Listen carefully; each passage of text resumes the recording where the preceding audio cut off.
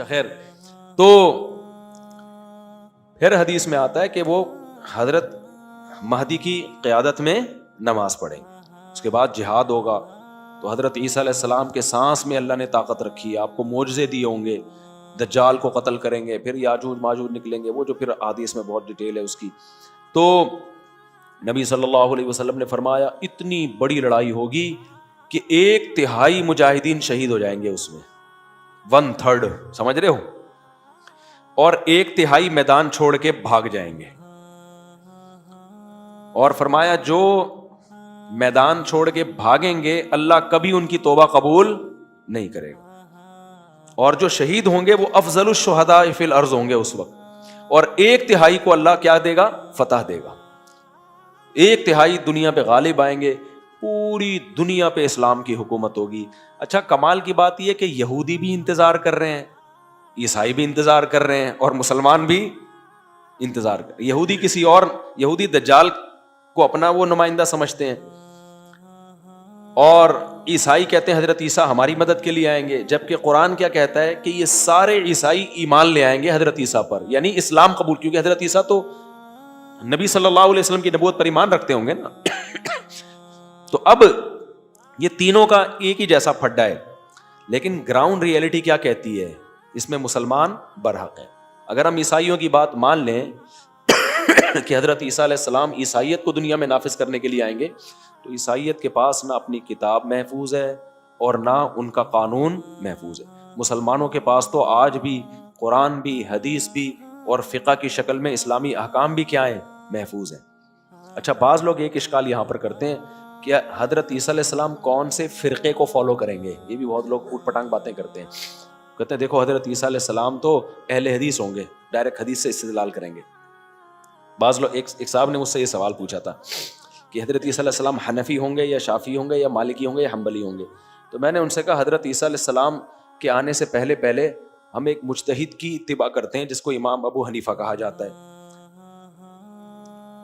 قرآن حدیث کی ایک فہم وہ ہے جو اللہ نے ان 4 اماموں کو دی ہے، ایک فہم وہ ہے جو ہمیں دی ہے. تو ان کی فہم ہم سے کیا تھی؟ زیادہ تھی. تو ہم ابھی ان کی تقلید کرتے ہیں. جب حضرت عیسیٰ آئیں گے تو ان ائمہ کی تقلید چھوڑ کے ہم کس کی تقلید شروع کر دیں گے؟ حضرت عیسیٰ کی. تو ہمارے لیے مسئلہ نہیں ہے، مسئلہ آپ کے لیے ہوگا کہ حضرت عیسیٰ قرآن حدیث کی ایک تشریح بیان کریں گے اور آپ بولیں گے نہیں میں نہیں مانتا، میں کسی کی تقلید نہیں کرتا، اور مجھے تو ریفرنس چاہیے، مجھے تو یہ بات سمجھ میں نہیں آ رہی. تو میں نے کہا یہودیوں کو چھوڑ کے پہلے کس سے جہاد ہوگا؟ تم سے ہوگا. بھائی حضرت عیسیٰ کے پاس تو علم کامل ہوگا نا، امام ابو حنیفہ کے پاس بھی کامل علم تھا، امام شافعی کے پاس بھی کامل علم تھا. تو جس کے پاس علم کامل ہو اس کی اتباع کا تو قرآن نے حکم دیا ہے.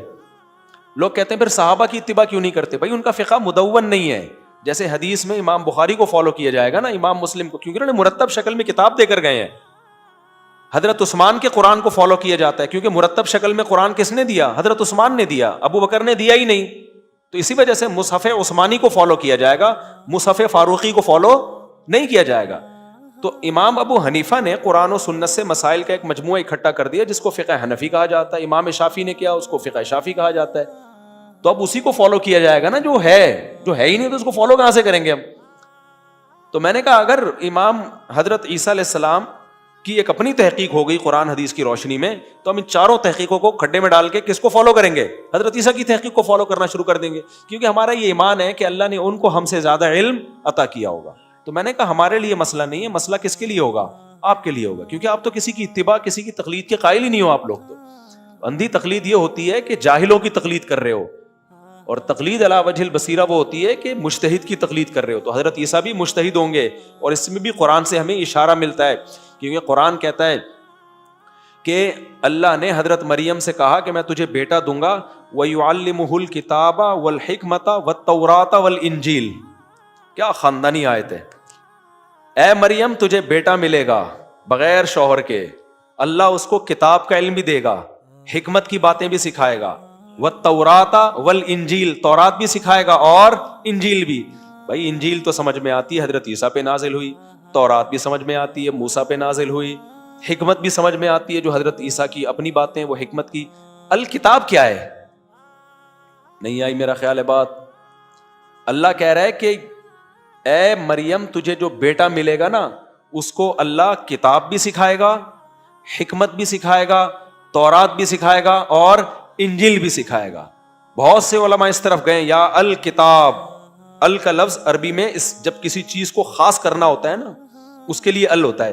مثال کے طور پر میں نے ایک کتاب دیکھی تو میں آپ سے کہوں گا رأیت کتابن, میں نے ایک کتاب دیکھی ہے, میں یوں کہوں گا, میں یوں نہیں کہوں گا رأیت الکتاب, الف لام نہیں ڈالوں گا میں اس کے اوپر. یہ کتاب آپ کے دماغ میں آ گئی, اب جب میں دوبارہ اس کا تذکرہ کروں گا تو پھر الکتاب کہوں گا, وہی کتاب جس کا پہلے تذکرہ ہو چکا ہے, خاص ہو گئی نا وہ.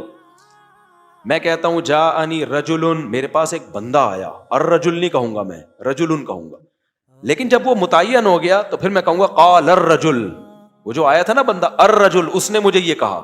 تو الکتاب کا مطلب مخصوص کتاب ہے, اور الکتاب قرآن, ذالک الکتاب لا ریب فیہ کہتا ہے نا, یہ الکتاب ہے قرآن کو. بہت سے علماء اس طرف گئے اس سے مراد ہے قرآن, اور علماء نے اس آیت کو دلیل کے طور پہ پیش کیا ہے کہ خود یہ آیت بھی حضرت عیسیٰ کے دوبارہ نازل ہونے کی دلیل ہے, ورنہ حضرت عیسیٰ کو قرآن سکھانے کی ضرورت کیا تھی. تو اللہ نے چونکہ اس امت میں نازل کرنا تھا تو اللہ میاں کو پتا تھا عیسیٰ علیہ السلام آئیں گے تو ان کو پہلے سے قرآن کا پورا پراپر علم دے دو, اور قرآن کا علم حدیث کے بغیر ممکن, جس کو حدیث نہیں آتی اس کو قرآن بھی نہیں آتا, اور جس کو تابعین اور ائمہ مجتہدین کے اقوال اور ان کے آپس کے اختلاف اور ان کے دلائل اور صحابہ کا اجماع کا نہیں پتا, اس کو حدیث کا بھی نہیں پتا, وہ حدیث میں گڑبڑ کرے گا. تو پراپر جو دین کا علم ہوتا ہے نا وہ اللہ نے حضرت عیسیٰ علیہ السلام کو پہلے سے دیں گے. دو چیزوں کے بعد انسان مجتہد بنتا ہے, کہ علم میں کامل ہو جائے, دوسرا استدلال قرآن و سنت سے مسائل نکالنے کا اللہ فہم دے دے. یہ دو چیزیں جس میں جمع ہو جائیں تو ایسے ہی شخص کی تقلید کی جاتی ہے. تو ہم حضرت عیسیٰ کے نازل ہونے کے بعد ابو حنیفہ کو چھوڑ دیں گے کیونکہ ہمارے پاس ان سے بڑے مجتہد, بولو ان سے بڑے مجتہد آ گئے, تو ہم کہیں گے چلو ہم آپ کو فالو کریں گے. مسئلہ آپ کے لیے ہوگا, پھر بھی آپ کبھی جہلم والی سرکار کا ریفرنس دو گے, کبھی آپ ادھر جا رہے ہوگے, کبھی ادھر جا رہے ہوگے. تو ہمارے لیے مسئلے نہیں ہیں, مسئلے کس کے لیے میرے بھائی, آپ کے لیے. تو خیر بس جلدی سے ایک آیت پڑھ کے ختم کر دیتا ہوں. تو اللہ تعالیٰ کہتے ہیں وَإِن مِّنْ أَهْلِ الْكِتَابِ إِلَّا لَيُؤْمِنَنَّ بِهِ قَبْلَ مَوْتِهِ, اللہ فرماتے ہیں جتنے بھی اہل کتاب ہیں وہ حضرت عیسیٰ کی موت سے پہلے ان پر ایمان لے آئیں گے.